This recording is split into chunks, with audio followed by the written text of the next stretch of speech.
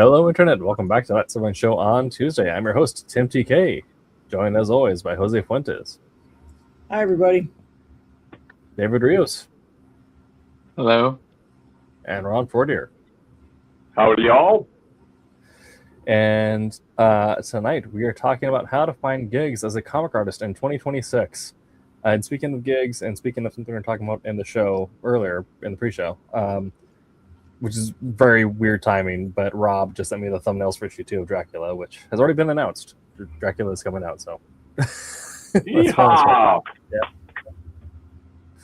All right. Very cool. So, getting into tonight's show, of course, we want to keep giving our artist gigs. So, if you are so inclined, please head on over to our ongoing campaign where you can get yourself tons of back issues, tons of art rewards, a bunch of originals, classics, all that good stuff, and help us recoup the the Diamond Fiasco. The Diamond Debacle? The debacle? Yeah. Debacle. Debacle, that's the word I was looking for. The Diabocal, yeah. So, head over there, get yourself some back issues. We'll be glad to see you there.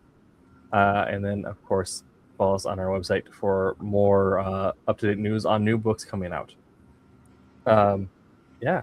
So, of course, this will be as some of our shows end up being, this is going to be a little more of a lopsided topic, as Ron and I are more on the writer side of things, and Jose and David are various forms of the art arm of comics, which is arguably the larger and more expensive and time-consuming part. So we'll be seeing how you can, as a new creator, find yourself a gig as a comic artist, whether that be as a pencil illustrator, inker, or colorist.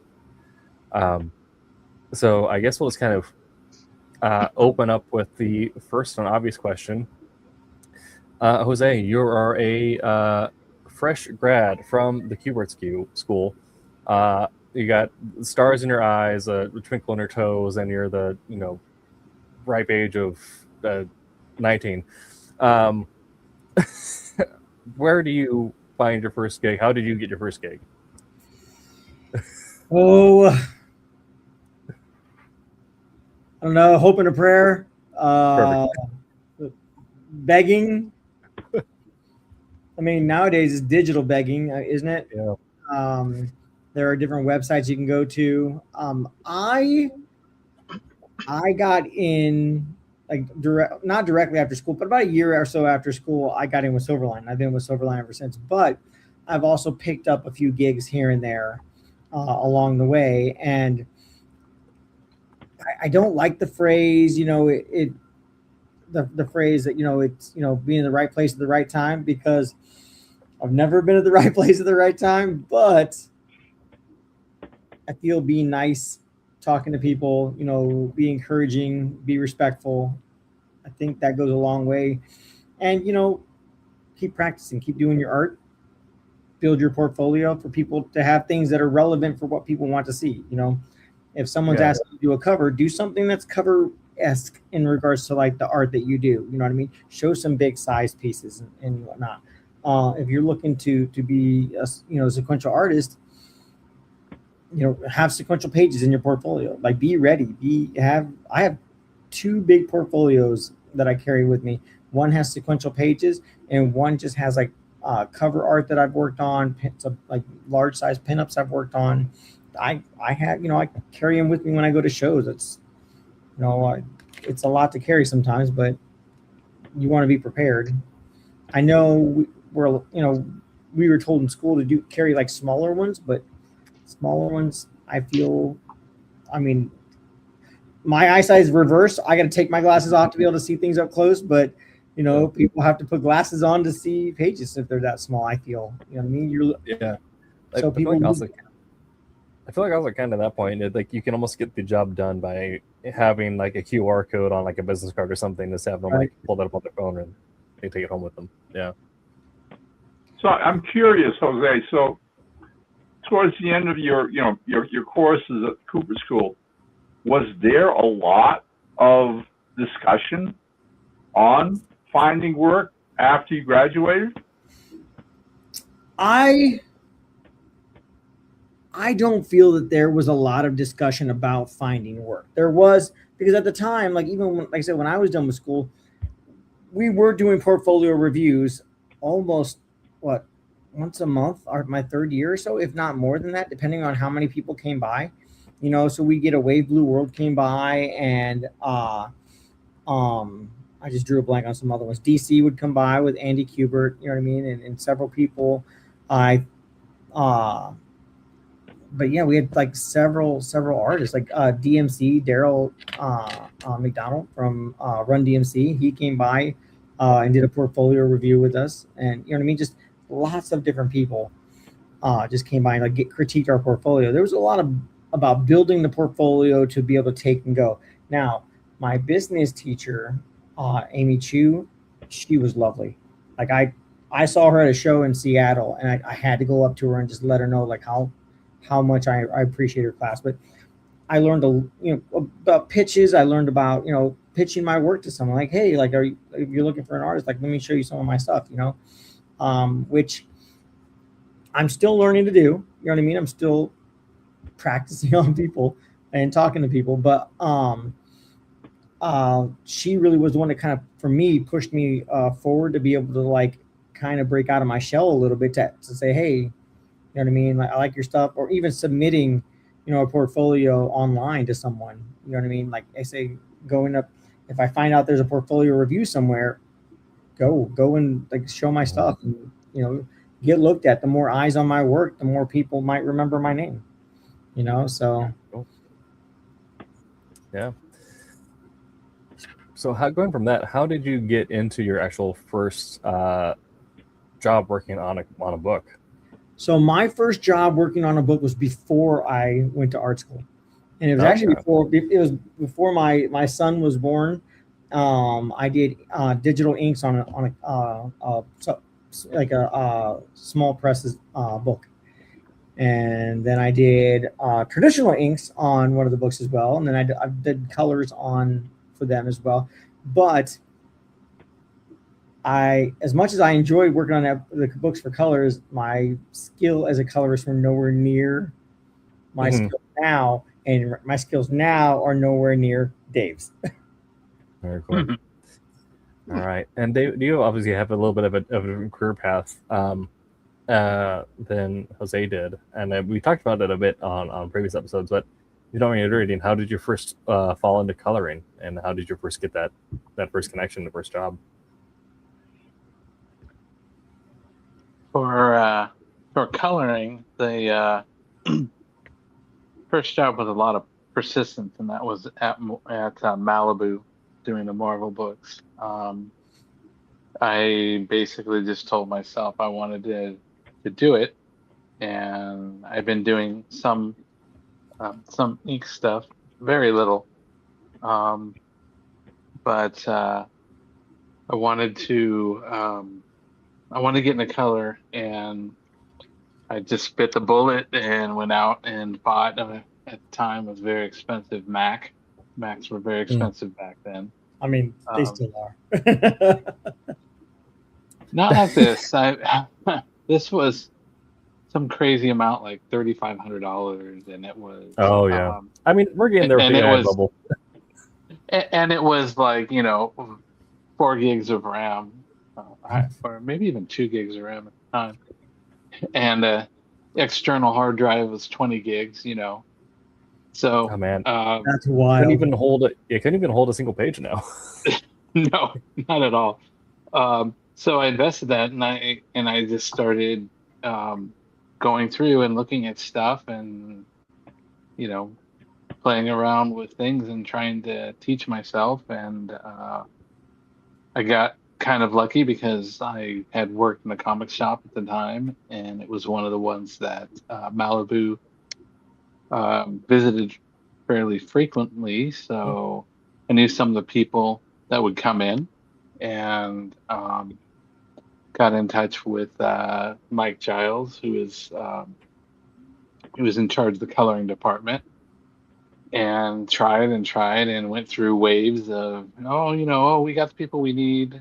Try back, and I just kept trying. One point things died out. I went and moved to Texas for 6 months, and then came back and tried again, and eventually got in, and got some help from the people there, and did a lot of the stuff on my own, and just got better. Just kept practicing. So. Okay. So, I mean, it definitely sounds like a lot of it's just raw determination and commitment to, you want to do this, so you're going to find a way to do it. And a little bit like what Jose said of not necessarily right place, right time, but being prepared and knowing the place to be to put yourself in front of somebody. And, it doesn't hurt to know people. When people are like, hey, this person is looking for an inker, this person is looking for a colorist, pencil, whatever. It doesn't hurt, to have friends that are like, I know a guy that might be interested in that. Like, let me give you Jose's number. Let me give you Dave's number. Mm-hmm. You know what I mean? That goes a long way, which I feel for me stems from being considerate, being respectful. I mean, people recognize that, people see that, and I think personally that's how we should all act to each other anyway. But not always the case. You know what I mean? Like I've come across artists that are just not nice. You know what I mean? Like it's almost like it's a bother to ask them any questions. And man, I would love when people ask me questions at shows like, oh, like, why did you do this? Oh, let me explain to you why I did that. You know what I mean? Like I hate talking about myself, which is like a real chore when, trying to promote my own artwork or sending commissions to my portfolio to someone to look over. So I kind of just drop facts. Like, I went to school, I've worked on this, I've worked on this, and like really that's all I can say. You know what I mean? Like I don't know how to hype myself up, how to be my own hype man. Yeah. Ironically, some of the first stuff, I actually have the first couple of books that I inked. Oh wow! This is first manga News Watch, and did a actually I guess apparently a friend of mine who's a penciler, and I actually have a character credit for this character. Nice. But we did this character, Aikida, Mystic Ninja. Yeah. So it was just like a four-page spread in this book, which is very interesting because I was talking before with John, John from the Wednesday show, and that's where he started. Also, was in this same book. Yeah. And my second thing was this other book here. Actually, the same penciler, a friend of mine, but did the this backup story here.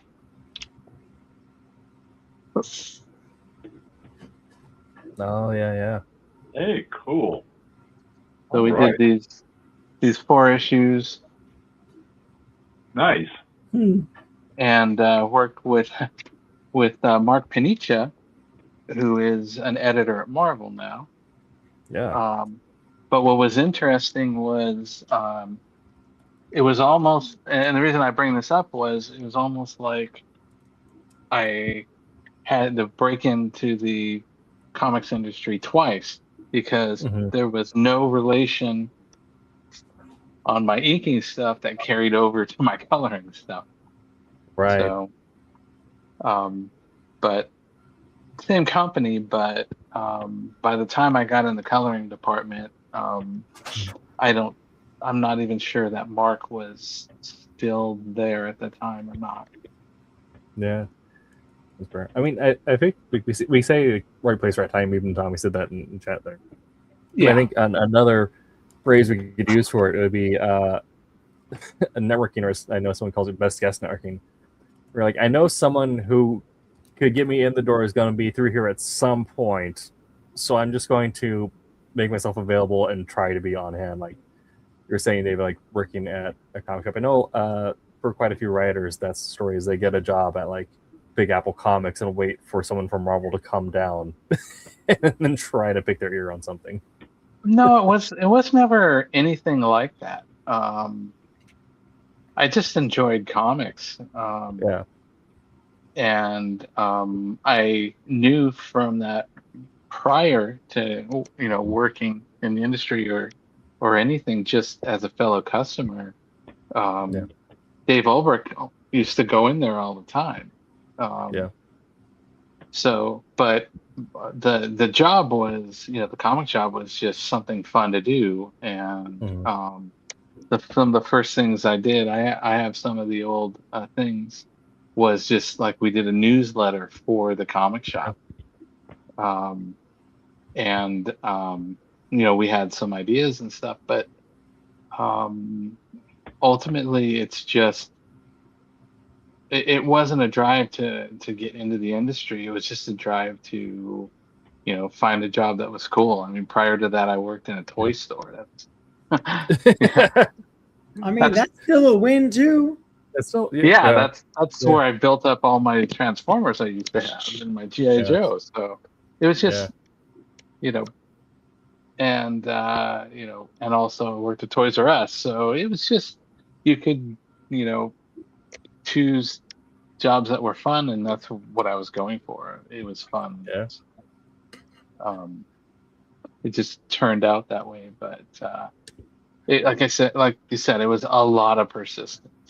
I mean, when Mike finally gave me the call and said, "Hey, his words exactly were, you called me every day, every single day, and I'm gonna have to give you a job," and that's what it was, and it was just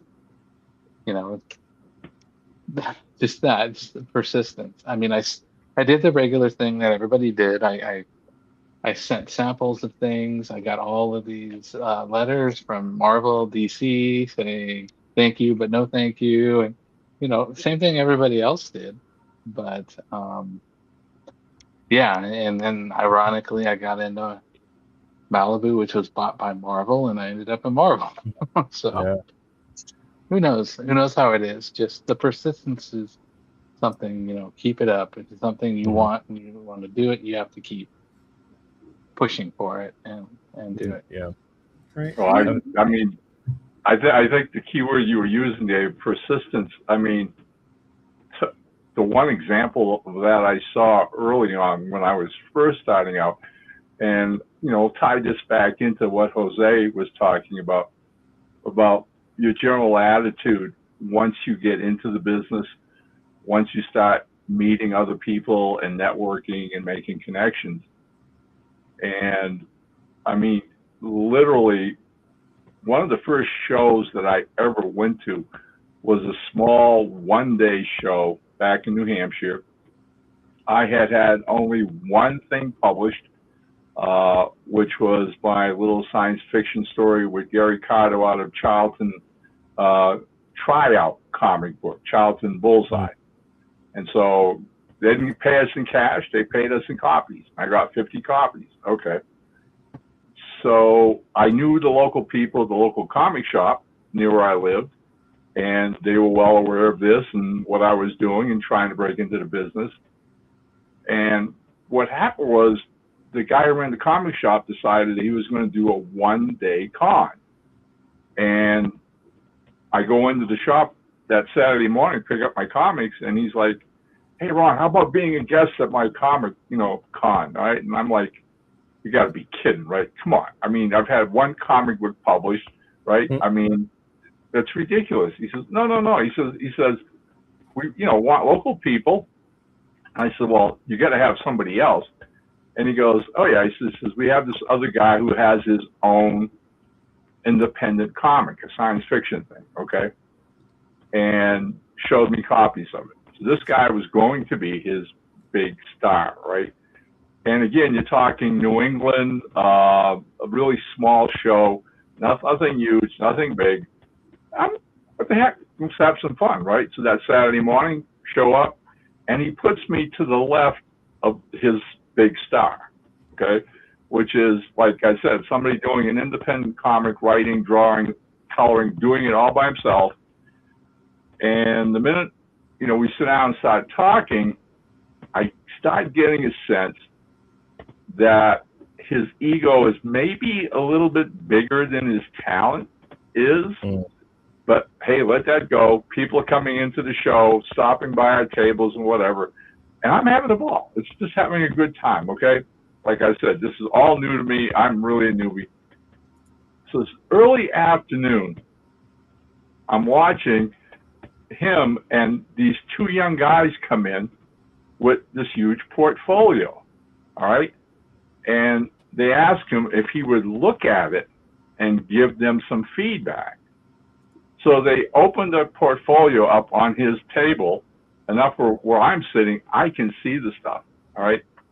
Well, the two young guys are Kevin Eastman and Peter Laird, who lived in the nearby town and worked at a local pizzeria. And when they weren't working, were making their own comics. So I'm kind of curious what's going to happen. And this supposed star, who today nobody has ever heard of again, all right, proceeds to like rip them apart. Okay, I mean, literally, all right. Well, this is kind of cute. Maybe little kids would like this. Well, it's anthropomorphic. Most of the stuff in their portfolio, I'm watching them turn the pages, right? And there were a few rough sketches of what would ultimately become the Mutant Ninja Turtles, but not there yet, right? And so he keeps hacking away at this, all right? And I'm like sitting there going, really? Really? This is the way you're going to treat, these kids who just want to make a break, just, love comics, are trying something different or whatever. But they never lose their cool. They stay polite and whatever. And by the time he's done his little, assassination job, they thank him, shake his hand, close the portfolio, and walk away. And I go home thinking, what an asshole, all right? What a bloody stupid asshole, all right? Because these young guys were really nice, were really polite, and just, wanted to get some honest feedback, and the guy could have been positive. I mean, hey, at that time, I'm no expert on art, but from what I could see from where I was sitting, the stuff was fun. It looked good. It looked competent. The penciling, the inking, everything. Okay. 6 months go by, and the comic shop guy goes, hey, Ron, want to come back and do another con? And I went, you can do another one? He said, yeah, same place. Well, by then, I'd started doing Street Fighter for Ocean Comics, so now I've got another comic book. And I went, yeah, it sounds like a lot of fun. I said, so who's your guest going to be? And he goes, well, he said, remember those two guys that showed up with the portfolio? I said, yeah. He said, well, they went and borrowed $3,000 from one of their uncles, and they produced their own comic book, and they're going to debut it at this show. Nice. And I went, oh, really? So sure enough, 6 months later, I'm at the Portsmouth Howard Johnson's and watch Peter and Kevin debut issue #1 of Mutant Ninja Turtles. The kicker is watching that and watching families come in, and especially little kids just charging over to their table. They had the comic, and it was oversized, all right? I mean, this thing was, because they went to a local printer to have it made. They had T-shirts, okay? And they were having a blast interacting with these kids and their parents and everything else, right? And I recall that story because in telling it, it's two lessons to learn. #1, don't be an asshole in the comic business, all right? Mm-hmm. Please, okay? Just Lord Almighty, okay? But the other one harkens to what, David's comments, is persistence. These guys didn't let what this other guy did stop them. They just went back to their apartment studio and just kept working at it and working at it and working at it and had faith in what they were doing. enough to, again, like I say, borrow this money, put out this comic book. And I mean, you know, again, we talk about timing, right? Literally what happened was, by the end of that afternoon, this was a Sunday, and the end of that afternoon, one of the local reporters from the Portsmouth Herald paper came in, wanted to know what was going on. The comic shop guy brought him over, introduced them to Peter and Kevin. They gave him a copy of their comic book. He goes back to his office now. It's Sunday afternoon, the place is dead. He writes this little article about the turtles, and the UPS stringer picks it up. So that by Monday morning, his little article and picture of this book is all over the country in newspapers everywhere. And just like that, right? Turtles were like, I mean, you couldn't have paid for that kind of marketing and promotion. And just because that Sunday afternoon was a slow news day, and this guy thought this would make a cool story to put out on UPS or UPI, and off it went. Boom. That's wild. Yeah. I think Don't quit. Don't quit. Please do not quit. All right. Just keep hammering away at it. All right. And the odds are very good. And I think the rest of the guys will agree with me. You'll most likely meet nice people. Okay. Really good people who will help you, will give you a decent positive critique of what you're doing or whatever. And you should look for those. But if you meet that 1% who is, you know, just all about him or her, ignore it. Just keep doing what you're doing. Yeah. I think Martin, with the hashtag don't quit. Bring your t-shirts made. I think totally. Kind of it's in the Huddle Tonight show, right? It's refraining gigs, like it is a gig economy. So to kind of continue that, and that idea of persistence, and even once you get your first job, getting your first job almost isn't like enough to like fully break in, because you may do one book and then not touch another one. It's the understanding this is going to be a tumultuous in and out thing, and things are going to be wacky, and a publisher may not be the next month or what have you. So, and most other people are also going to understand that and be sympathetic, understand we're all trying to make cool things together, and we're all here because we're nerds. So most other people are going to share on that sense of community.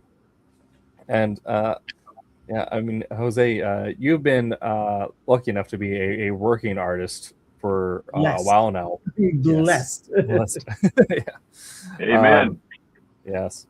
So how has the longevity of that been for you? And that, you know, how much of your time is actually inking, and how much time is like connecting with people and like figuring out what your next book is going to be, and what is kind of the balance of going from gig to gig there? I am blessed, truly, that I actually have a few books lined up. You know what I mean? Nice. Already. And this doesn't work for everybody. You know, I understand that, but a motto in my family is God is going to bring the work that he wants me to have, right? Mm-hmm. I don't really stress about it. I do go out and I do at conventions, I network. I try my best. And even my wife's like, hey, have you talked to people today? You need to go out there and go see some other artists and talk to them. Like, that's this a good wife. publisher is over there. This editor is over there. Go introduce yourself. Like, nothing may ever come of it, but maybe they'll remember your name at some point. Okay. Mm-hmm. So like I said, being cordial, being respectful. I don't talk about politics. I don't talk. Ideally, I try and keep my talk of my faith minimum, just because people give you weird looks, and I'm not ashamed of it, but I don't want to make people feel uncomfortable when I'm talking to them about myself. But that's literally the motto in my family. You know what I mean? That that God's going to bring the work that he wants us to have for our business. We are blessed that my wife, our business that she runs, facilitates everything so that I can stay at home and I can work on artwork. Right. So do I line them up specifically for this and that? No. Like, I happen to be working on inks to finish up a book right now. And then it's on to finishing up some colors for something else. And then it's on to pencils that I got to start hammering out. You know what I mean? It's just has lined up. And if, you know what I mean? And if it doesn't, then I just work on stuff for myself. You know what I mean? I worked on sketch cards, like, you know, all the time. And those I take to conventions and I sell them, and kids love them. And I'll do sketch cards for kids and just hand them out because kids are the future. And I always thought it was cool. And I wasn't a kid, but I was young. I always thought it was cool when people would do little drawings for little kids and hand it to them. Yeah. Now there is the negative side to that where people will say, "Hey, go over there and go get a drawing from that person so I can sell it." Right? That does happen. Yeah. Try not to dwell on it. I know where my heart is when I'm doing a sketch card or something for a little kid. I know, this kid wants it. I got you. Here you go. Like, no problem. You know what I mean? Adults, you got to pay for it. Not to be rude, but you're an adult. You know what I mean? Yeah. Yeah. I remember being young and getting that comic book from someone. You know what I mean? It's like, oh my gosh, that's so awesome. Thank you so much. You know what I mean? And I'll be honest, those books are well loved and well read. Mm-hmm. And probably still in my collection. Yeah. Just because I have a memory of why I have it. It's just networking. You know what I mean? It's giving back and helping to inspire younger generations, right? And maybe they want to grow up to be an artist, and maybe they are going to ask me questions, and having that small little bit of like communication and network with them when they were little. It's like, oh, you remember I came to your table, blah blah. I'm interested in getting into comics. Like, what is my, where should I start and whatnot? Well, do you know how to draw? Do you know how to write? You know what I mean? And then it starts a dialogue. It starts a conversation. And I think personally that it helps me when someone is willing to have a dialogue with me. And like, if I feel I might be lost somewhere, I don't know what the next step is, go ask somebody. Go ask somebody who is in the business, is doing the work. That ideally, 99% of the time, you're going to get nice people who are willing to talk to you about, their story. And that's, it's so helpful. You know what I mean? Do this. This is what you should do. This is what I did. It might work for you. It might not, but try it. You know what I mean? And most of that is, like I said, just talking, networking with people, getting people's eyes on your work. You know what I mean? Even if it's just an ash can, go to Kinko's or Staples, or I don't think we have Kinko's anymore, do we? Go to Staples and, middle of the night and go make an ash can of your artwork and whatnot, and take it, just hand it out to people. There you go.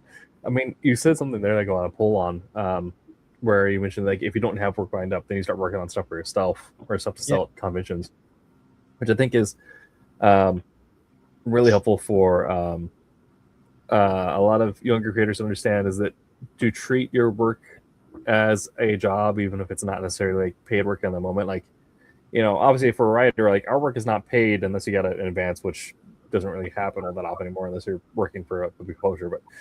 But you still need to protect that time and treat it as like clocking in and clocking off.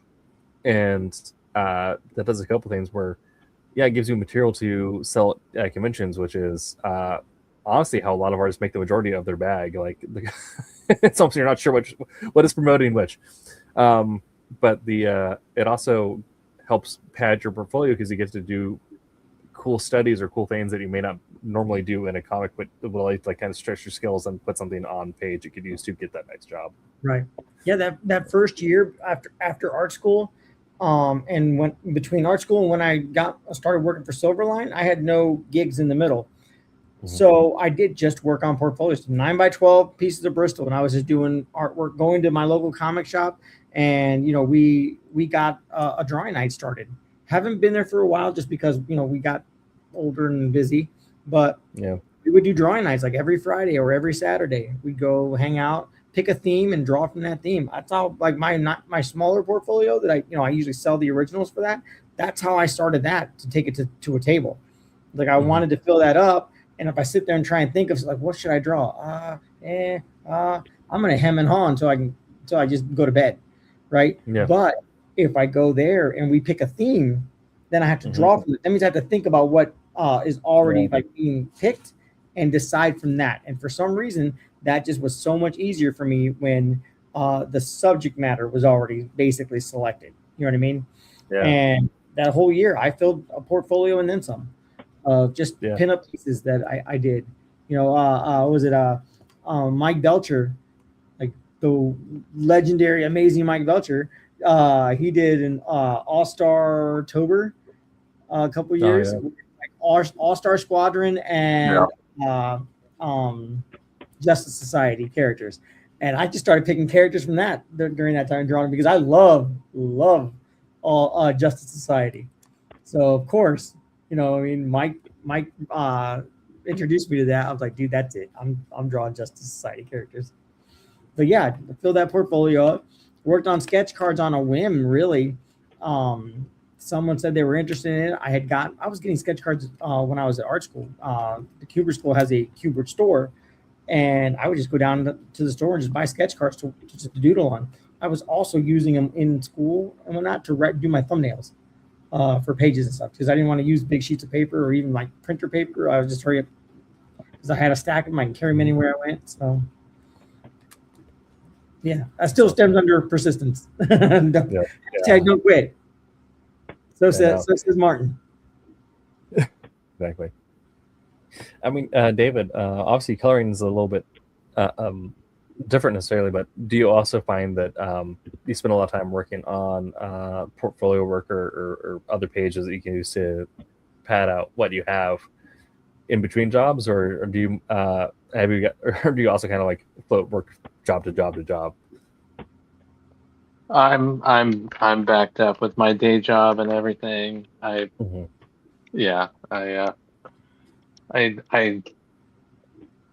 have a lot of time to do that. I have my box here that I keep some stuff in, but a lot of it's the older stuff, and I'm working on the newer stuff, and I'm trying to get this book finished that Ron and I are working on. We're pretty close. Yes, it is. Oh. And so yeah, actually wanted to and still haven't had time to do it, but I wanted to play around with more pencils and stuff, but again, it's time. You're right. Yeah, it's time. My day job just takes a huge amount of the hours, so I don't have a lot of time to play around, but and it's really like the major issue when, as an artist, you know what I mean? You still have to pay the bills. You still got to eat, you know what I mean? So you still have to work, but sometimes you just have to fit it in somewhere. Yeah.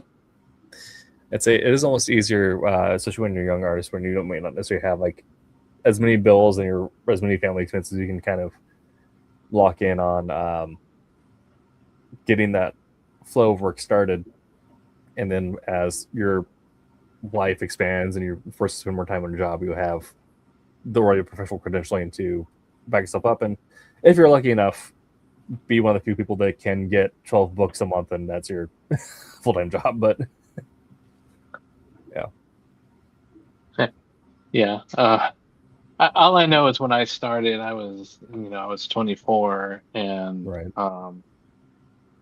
I was just taking care of myself. I rented a small room, it's cheap and all that. So yeah, I had a lot more opportunity to play around and do things and not worry about it. Now it's like, I have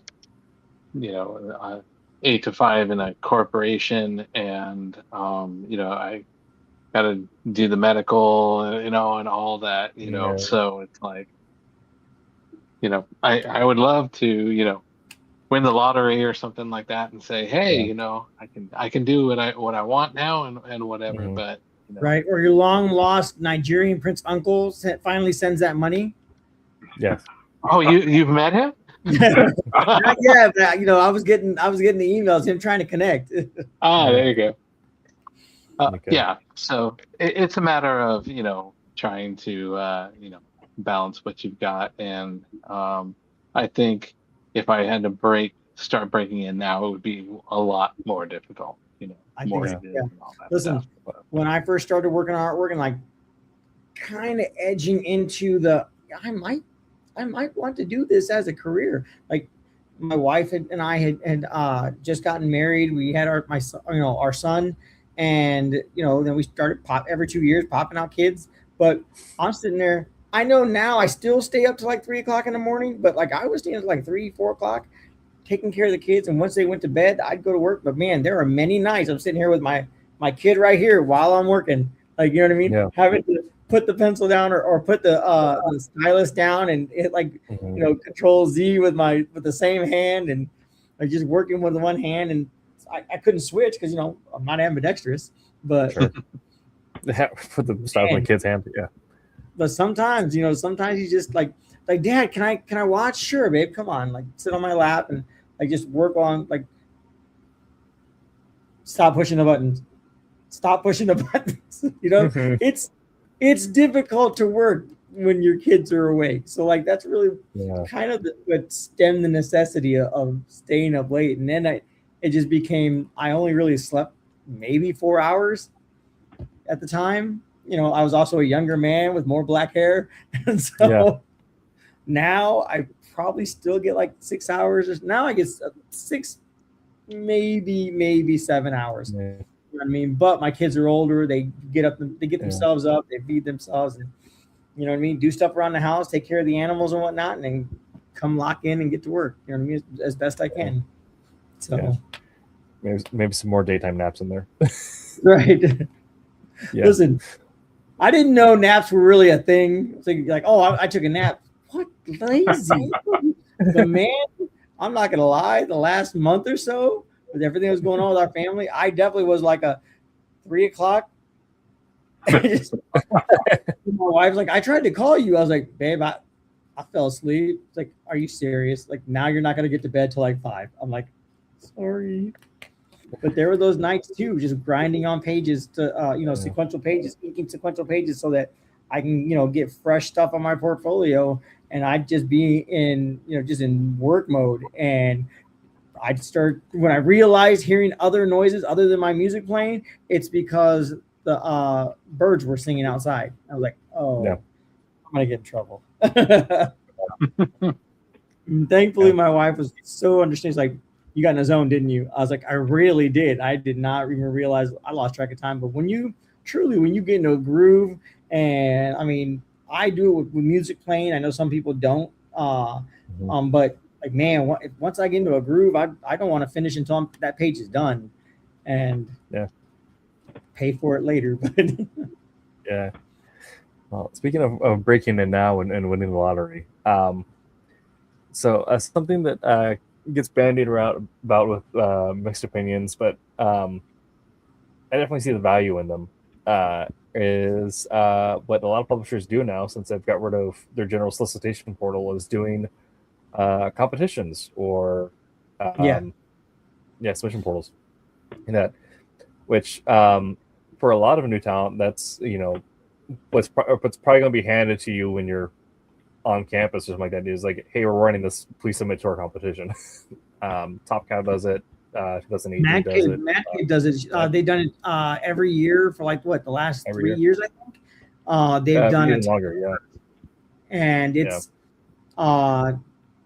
they pick the books of their books that you need to do, and they have the script for them. You just have to go and download the script and do the sequential art, and then there's the something else where you for writing as well. I didn't mention the writing part because I'm not a writer, and right, but similarly for writing, it's a similar thing, but honestly, it just kind of matches the normal writing submission form anyway, which is you write a script on either you write either a job script on speculation, or you write a competition entry, which is like, this would be issue 6 of a 5-issue series that already ended, or you write a spec script or something like that and you submit it in. Like Top Cow's doing their own right now, actually, where they want you to match the art style of Witchblade or The Darkness and kind of do the same sort of mythology and visual storytelling as there, and of course they have roles and all that stuff. But like things like these are very interesting because one, it gives you, like, even if you don't necessarily win, it gives you a portfolio piece in a property that people will recognize, which makes it a little bit easier to pass around. But also, you get the chance of getting feedback from a submission editor as well as an understanding of how you actually fall within your peer group. And if you do win, these things actually turn into paid jobs for the next couple of years. Yeah. So, and sometimes they don't even necessarily need to win. Oh, what was that? Oh no, I was just saying I don't know how long the you winning, is it for an entire, just a storyline, or does it depend on the contest? Depends on the publisher and the contest. Top Cows runs for 2 years. So if you win this year, then from this year to the end of 2028, you are you have a contract for so many jobs essentially. That's cool. Yeah. And sometimes it's I know with Mad Cave there's an instance where it wasn't even just like the top place winner. They picked the top 3 and said you guys were all so good they want you to work on books. So, and they do that for illustration, coloring, inking, and a bunch of publishers do as well. And you can find them all. If you just Google comic art contest and then look for reputable publishers, you'll find a ton. And or if they're not currently running, you'll figure out when they're next going to be running. I know one site I used to use a lot, and I don't know if it's still up. I don't think it is. I used to go to Digital Webbing a lot. Digital Webbing, yeah. Yeah, because they had their forum, and then they would have a section that was like looking for work, right?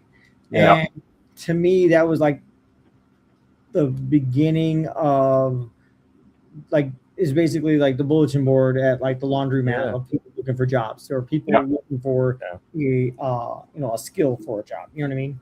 Yes. And it was helpful. I mean, there were some toxic people on there, but I mean, let's be honest, there's toxic people everywhere. You just have to take it with a grain of salt and look into what's going to work best for you. And I've seen a lot of work, a lot of stuff, people that posted up there. You know what I mean? That just was amazing. And then you see some that are less amazing, but essentially just means that they need more practice. They need more work. You know what I mean?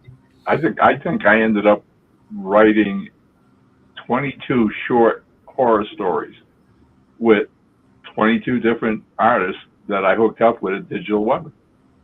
That was that place that I'd finish a short script and I'd go to Digital Webbing and say, "Hi, Ron Forty here. Anybody interested in doing this short horror script with me?" And the only thing I could pay them was it'll get published in a independent black and white comic, which I would make sure happened after we were done. And it was really a lot of fun because most of those 22 artists had never been published before. And it was the variety of styles and skills was absolutely amazing. And again, my entire goal of doing this is hopefully to give them a step up, see their work published, understand, what it looks like in a comic book, and, to keep moving ahead. I mean, I mentioned it, I think last week, in the middle of doing that over a couple of years, Dario Carrasco reached out to me, and we ended up doing this gargoyle project. All right. And here was Dario was established professional himself, but he saw my postings, checked out my own career, and then came knocking on my door. It's an interesting business with the two sensibilities, the two artistic sensibilities of writing and drawing. I'm amused by it a lot of times in that you artists, you guys who draw, all right, are really the prizes, honestly, okay? Because what I find is over the years, if a writer trips over a new artist, right, and ends up connecting, you work on a project and you're turning in pages. So lo and behold, it's like you're at a local comic shop and in walks some of your writing colleagues, okay? And, oh, so what are you doing, Ron? Oh, well, I've got this project going. And I open up my own briefcase with samples of the artwork from this new artist. And the minute they see it, well, can I have his email? Is he busy with other things? And it's like, no, I'm not going to tell him. I'm not going to give it away. No, I'm locking them up in the cellar, and they can't touch him, okay? It's like we artists end up being very, gun shy in that, oh, I'm going to lose this artist that I found, okay? And he's going to be gone because, again, this is this business. People are looking for artists and not so much writers.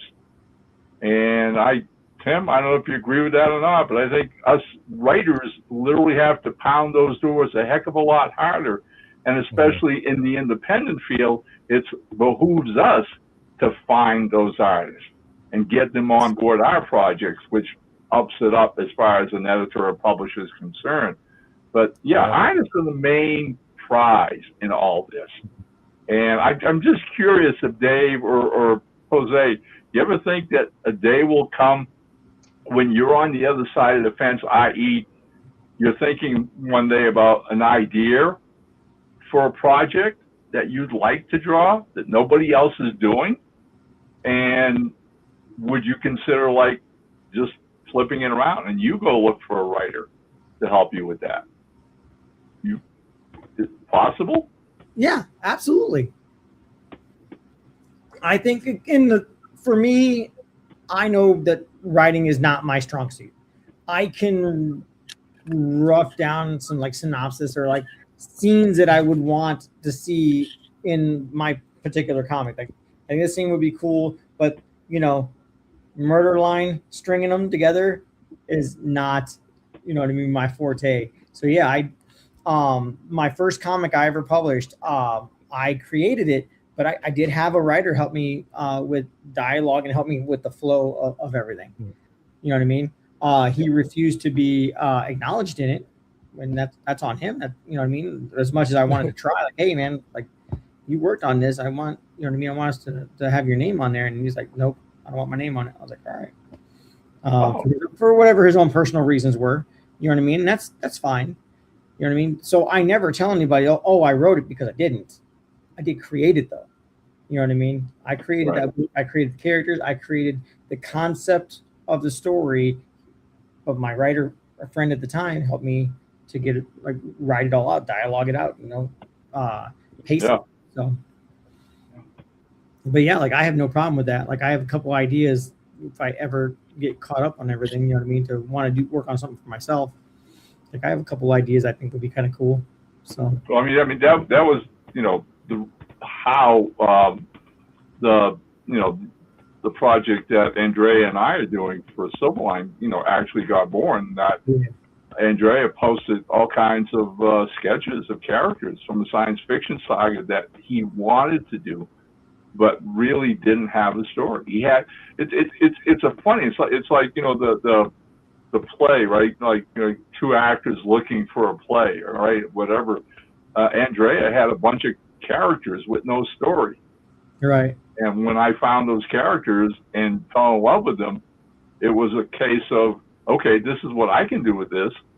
And we mutually basically learned to share our strengths to make this story work, you know? And that's why, you know, I have no qualms whenever, you know, the credits on Beyond the Stars are equally created by myself and Andrea.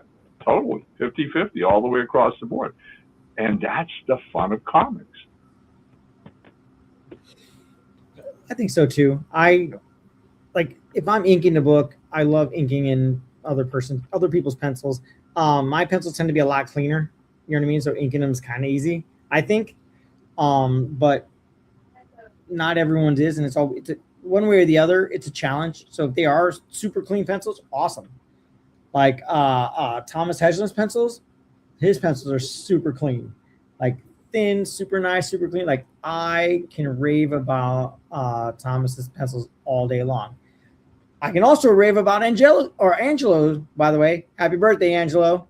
I can rave about Angelo's pencils because they're not as tight, but they also allow me to, you know, kind of fill in a little more, like, you know, create textures for myself instead of just following the textures that were given to me, creating those for myself to help complement his artwork. You know what I mean?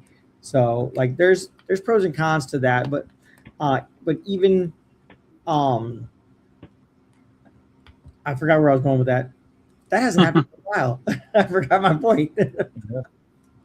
Fair. But I get your drift. I mean, literally, as an inker, you work with a variety of different pencilers whose styles are different. And some are tighter and more, you know, clean than others are. But I see the challenge for you working with some pencilers who aren't as tight or clean, with their pencils, which gives you an opportunity Right. to get into that side of sketching and drawing and finishing off pieces.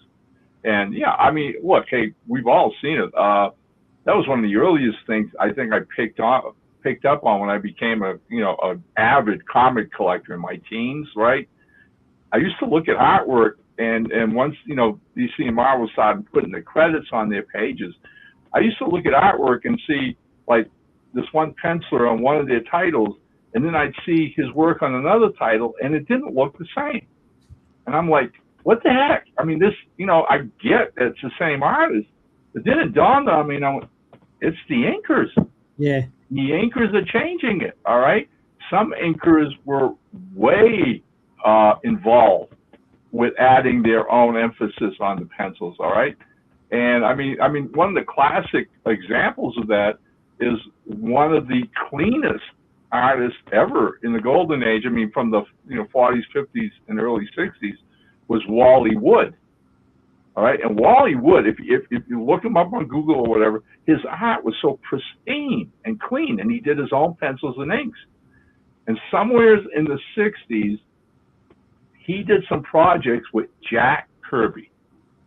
And if you know Jack Kirby and ever seen his pencils, they're just all over the place. Yeah. All right. I mean, there was nothing tight about this. His figures were just scratches on the page, and here we go, right? And the artists who worked with him, some of them would go crazy, all right, trying to wrangle in that creativity in that art. And there was a few times when Marvel let Wally Wood ink him.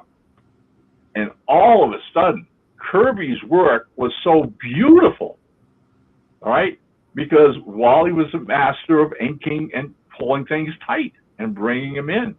So yeah, that teaming of the right inker with the right penciler over the years created some amazingly beautiful series, all right? The flip side, the wrong inker,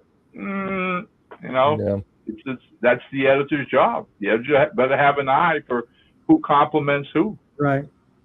Yeah. Well, speaking of putting a team together, one last thing I wanted to share, because I talk about it a lot on multiple of our episodes, but is actually going to be the site that killed digital webbing.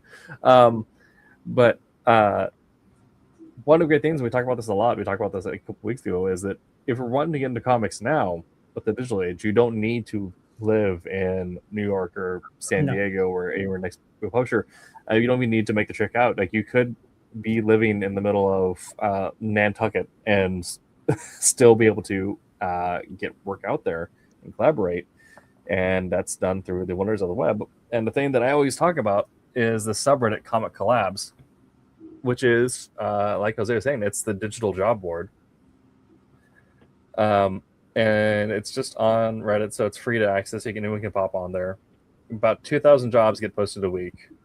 70,000 eyes on it each week. And it's organized in a very clean way, and that and a lot of people end up using it, and people on all skill levels. So we get people who have worked on Disney properties, people who worked on Marvel will promo on here. Other people will just post like their portfolio and what they're looking for. You can filter it by tag if you are an artist looking for a paid job. If you're an artist, maybe you're just starting out and you're not sure you'd be able to, get a shared rate. You can look for an unpaid job and look for revenue share. Same thing with writers, colorists, letterers. There's a whole bunch of filtering systems you can use to find work on that. And they have rules on like if you're posting a certain type of job, you need to have the page rate posted in there and all that other stuff.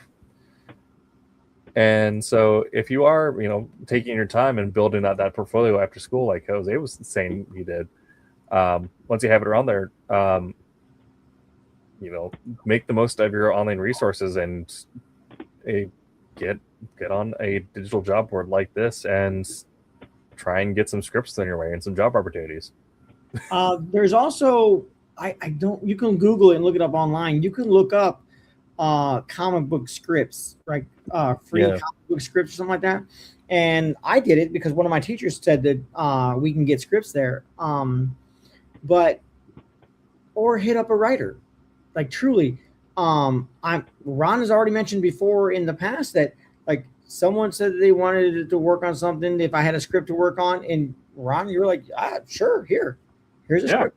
Drop me a line anytime, and I'll definitely give you any one of those little short scripts. So, yeah. Amy Chu has scripts, but there's I wish I could remember what the website was called, but it's a database of just different writers that you're like, oh, I'm interested in this writer. I'm interested in this writer. You know what I mean? And it'll have a list of some of their scripts on there. Not all of them, not every book that they worked on, but like, a handful of scripts. You can go on there, pop it up and bring it up and, either print them off. I always print scripts off because I always write on the margins to thumbnail. But you download the scripts to work on for yourself. If you do that, in my opinion, I don't think it says it on the website, but if you do, and you decide to pencil from the script of a book that's already been published, two things. One, don't find the book online. Don't do a book you've already read. Okay? You can look online to look up a reference of the characters if you don't know the characters. I think personally that's as far as you should go. But if you pick a script that you want to do for characters that you know or whatever, don't look up the comic online to see how somebody else did it. Do it yourself. Yep. And two, give credit to the person whose script that you're writing. You know what I mean? Because that serves two purposes too. A, it's saying, hey, this is the writer that I liked that I worked on their script. And two, they might see that online. And they, you know what I mean? Oh, not only did they use the script that was posted on the database, but they gave me credit for it. Like that's kind of awesome. That falls into the whole being courteous, being respectful. That falls under respect. You know what I mean? Paying respect to the people who are in the business and have posted things online to be able to use. Pay it back. You know what I mean? Pay it back with praise. Yeah. Pay it back with respect. Yeah. Mike Choi is notorious for saying that anyone can reference from his works, and then if you handle it courteously and when don't come as your own, and then he'll go into the comments and like, that's an interesting choice. I would have done this differently or whatever. So if you want to get a free professional critique from Mike Choi, you can just do that. But that's something. But like you're saying, Jose, there's a similar practice writing, but you don't look up the reference beforehand. But if you want to, look it up afterwards and then see where your choices differ and whether or not you like that choice or not. Definitely. Yeah. Cool. All right. Well, this is about our time. So do we have any closing thoughts on finding gigs in 2026? Just work, stay steady. Again, like Hero said, hashtag don't quit. The internet has all kinds of possibilities out there. Use them. Right? Mm-hmm. Lots of options. Yeah. Almost every person I call my mentor is Afua Richardson. I've said that a million times. Mm-hmm. She's a professional comic book artist. Man, I still hit her up and say, hey, Fu, will you check something out for me? What do you think of this? Mm-hmm. You know what I mean? Get on the message boards, get on the Facebook groups and whatnot for like independent creators and get critiqued, get your artwork looked at. I mean, have a thick skin about it. Like you want people to see it, you want people to see your work, you want people to see your name and your work out there. Take a critique if someone say, hey, this is a little it's convoluted, it doesn't make any sense. I was like, okay, what doesn't make sense about it? Let me know. Like be specific so I know what you're talking about, because to me, the way I look at it, I think it looks great, but I've been looking at it for like 2 days. You know what I mean? Mm-hmm. So give me specifics. I was like, oh, you know what? Okay, now that I'm looking at it, I get what you're saying by that. Let me see what I can do. Like, what's your suggestion? People will almost always give you a critique, and for the most part, everyone gives at least a decent critique. But critique should be 3 good points and 3 points that need worked on. Mm-hmm. Yeah. That was something that also, this is like a management skill, but the way you structure feedback is give them things to keep doing and things to stop doing. And you need to put them in pairs, like, do this, really focus on this. You do this very well and differently than other people like that. All right, we put that last comment back up, Tim? Yeah. Put that one back. What? Okay. being an artist is really isolating. How often do you and other artists hang out physically with other artists, and how does it feel? Shows. I hang out a lot of shows. Sometimes. It is isolating. I spend a lot of time at home. Yeah. You know what I mean? But I connect with my friends on here. You know what I mean? Dave. I talk to Dave a lot. It's like you guys just don't even know. But you know, we talked about artwork. I have other friends that online that I've gotten a hold of that I'll FaceTime and like, hey, what do you think about this? You know what I mean? Or just chat about. I don't like chatting about comic books that are out there, like the comic book, you know, whatever the news comic book stuff is, like the, you know, John Romita Jr.'s 1000 Spider-Man cover. I only just recently learned about that. Yeah. You know what I mean? I don't get involved in that stuff like that. I don't get involved in any of that, but I love talking about, like, dude, like I tried this, like this technique and it's cool. This is what I did. Like, I love talking about process. I mean, look, hang out in your local comic shop often, okay? And start finding out who lives in your town, your area, is a comic book fan, artist, writer, or whatever, right? That's the nexus of where you're going to meet colleagues, all right? Meet enough of them, and, you know, I've mentioned this before. You can do what I did, and that's basically say, hey, we should be getting together, all right? If you've got 3, 4, 5, all of a sudden, you know, we're meeting, you know, once a month at the comic shop, and I mean, literally, our group is 30 people strong. That's writers, artists, and fans of every age group you can think of. You know, men and women, high school students, retired people. It's a blast, all right? Yeah. But, you know, if you don't have one of those groups in your town, start one. Make one, start one. Totally. Absolutely. Cool. All right. Well, this has been that Silverline Show on Tuesday, talking about finding work as a comic artist. Next week, we are, I actually had it pulled up earlier, and then I completely spaced it. Let me find our topic for next week. Here. Oh, yes, we are revisiting a old topic that has been on the other shows recently, so I figured we need to get in there as well, which is the best music to make comics to.